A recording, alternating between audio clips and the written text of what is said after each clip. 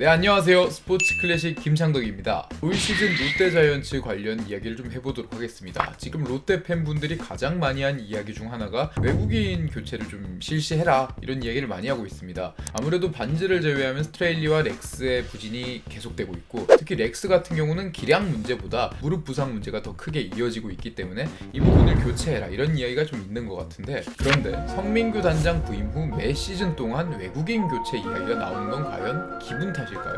아마 매 시즌 동안 이런 이야기가 나오고 있는 것 같은데, 과연 그동안 성민규 단장의 용병농사는 어땠을지 한번 하나하나 이야기해보도록 하겠습니다.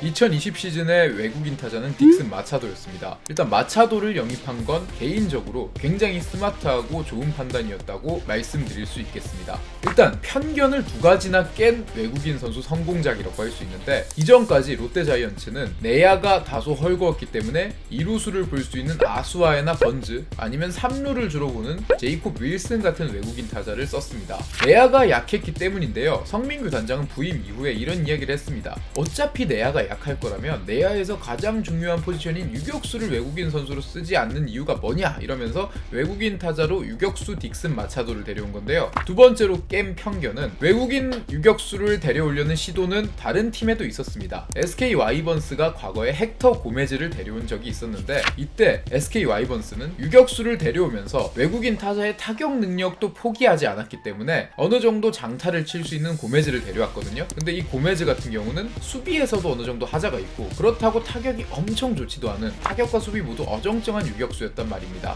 그런데 마차도 같은 경우는 처음부터 홈런을 많이 칠 수 있는 선수가 아닌 타격적인 기대치를 낮춘 선수였습니다. 애초에 성민규 단장이 데려올 때도 한 2할 7푼 정도의 타율에 홈런은 두 자릿수를 기대하지도 않는다, 이런 이야기를 했는데, 그 대신에 마차도의 유격수 수비가 굉장히 좋았죠. 이 좋은 수비로 정말 센세이션한 모습을 보여주기도 했었고, 또 타격 역시 기대 이상의 모습을 보였기 때문에 마차도의 영입은 완전 성공이었다고 할 수 있겠습니다. 그리고 데려왔던 외국인 투수 스트레일리도 성공했습니다. 스트레일리 같은 경우는 데려오는 분석 자체가 굉장히 좋았다고 할 수 있겠습니다. 과거 메이저리그 스타급 선발 투수였던 스트레일리가 롯데로 오기 전 당시에는 좋은 모습을 전혀 못 보여주고 있었는데요. 그 부분 자체를 성민규 단장은 무릎 부상 때문에 슬라이더 각이 무뎌진 것으로 분석을 했고, 또 조사를 통해서 스트레일리의 무릎 상태가 호전됐다는 것을 알고 나서 그 이후에 영입에 착수했습니다. 그리고 이 분석은 정확하게 맞아떨어져 2020년의 스트레일리의 성적은 거의 역대급 외국인 투수였다고 할 수 있습니다. 완전 성공이었다고 이야기할 수 있겠죠. 그리고 사실 1선발로 데려온 선수는 100만 달러를 거의 꽉 채워서 데려온 아드리안 샘슨이었습니다. 샘슨은 텍사스 레인저스에서 2019 시즌에 완투를 기록한 적이 있을 정도로 선발 투수로 많은 경기에 뛰었던 선수입니다. 그만큼 기대를 모았던 선수라고 할 수 있는데, 샘슨의 성적은 1선발치고 매우 아쉬웠죠. 이 부분은 실패라고 할 수 있는데, 또 나름대로 참작할 여지가 있는 것이, 샘슨이 한국에 오자마자 부친상을 당하는 등 가족적인 문제가 있었고, 그로 인해 미국과 한국을 여러 번 왔다 갔다 했었고요. 그 당시에만 해도 미국을 갔다 오면 자가격리를 2주 동안 해야 되는 부분 때문에 몸을 만들기가 굉장히 어려웠죠. 이런 부분은 마냥 실패라고 하기에는 너무 불운했던 그런 선택이었다, 이렇게 말씀을 드릴 수 있겠습니다.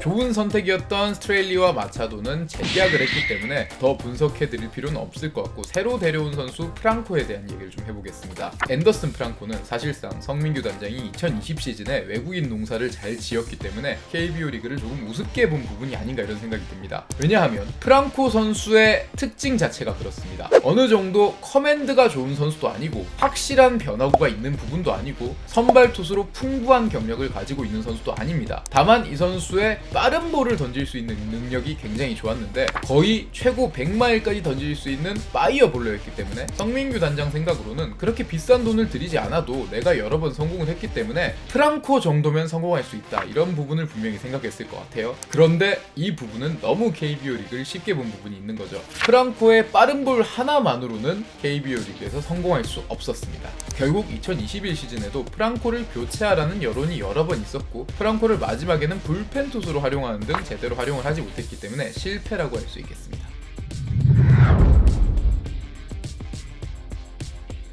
2022년에는 재계약 없이 새로운 선수들을 3명이나 뽑았습니다. 타자로 데려온 선수는 DJ 피터스였는데 마차도를 보내고 이학주를 새로운 유격수로 영입했고요. 외야를 강화하기 위해 피터스를 데려왔습니다. 이 부분은 거의 완벽한 패착이었다고 할 수 있습니다.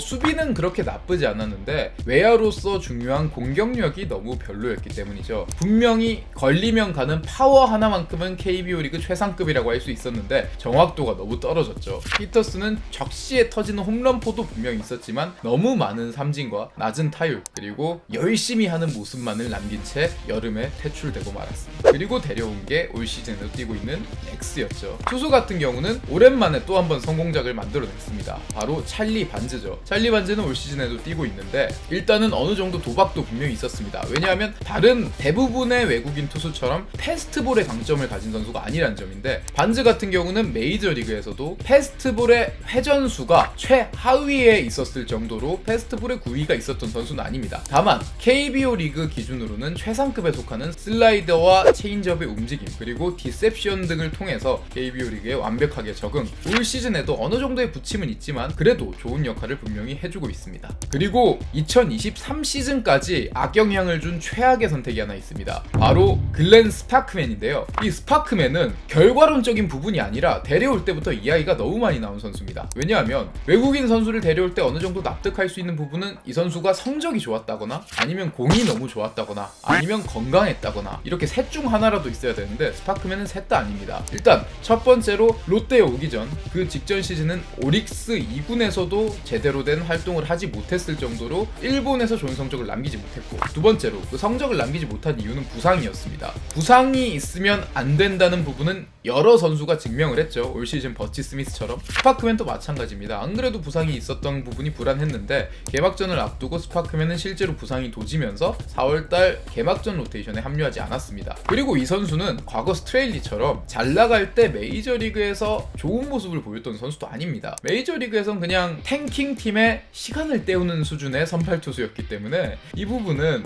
뭔가 고점이 높은 선수를 데려왔다고도 할 수 없습니다. 결국 스파크맨으로 인해 롯데는 선발 로테이션이 무너지면서 성적이 확 떨어졌고, 그 이후에 스파크맨을 대체하는 과정에서 마땅한 선수를 찾지 못해 스트레일리에게 2023 시즌까지 보장하는 단연 계약을 맺고 데려왔기 때문에 올 시즌에도 분명히 문제가 되고 있다고 할 수 있겠습니다. 2022 시즌에도 그렇고 2021 시즌에도 그렇고 성민규 단장이 좀 성토를 당한 이유, 그런 부분이 외국인 선수 교체가 너무 늦다는 부분인데 피터스 때도 그랬고 지지난 시즌 프랑코 때도 그렇고 그리고 올 시즌에도 마찬가지입니다. 외국인 선수는 당연히 실패를 할 수 있어요. 왜냐하면 모든 전문가들이 외국인 선수를 데려올 때 얘는 무조건 성공을 장담한다 이런 건 거의 없습니다. 화려한 커리어의 선수를 데려와도 분명히 실패할 수 있는 게 외국인 선수 시장이기 때문에 성민규 단장도 실패를 할 수 있고 누구나 실패를 할 수 있습니다. 다만 중요한 건 실패를 했을 때 올 시즌 SSG 랜더스처럼 플랜 B를 잘 가동해야 된다는 거죠. SSG 랜더스는 계약이 완전히 실패였죠. 그렇지만 빠르게 움직여서 신에 엘리아스를 데려왔고 엘리아스는 지금 여름을 나는 SSG 랜더스에 좋은 힘이 돼주고 있는 선수입니다. 그런데 롯데는 지금도 일단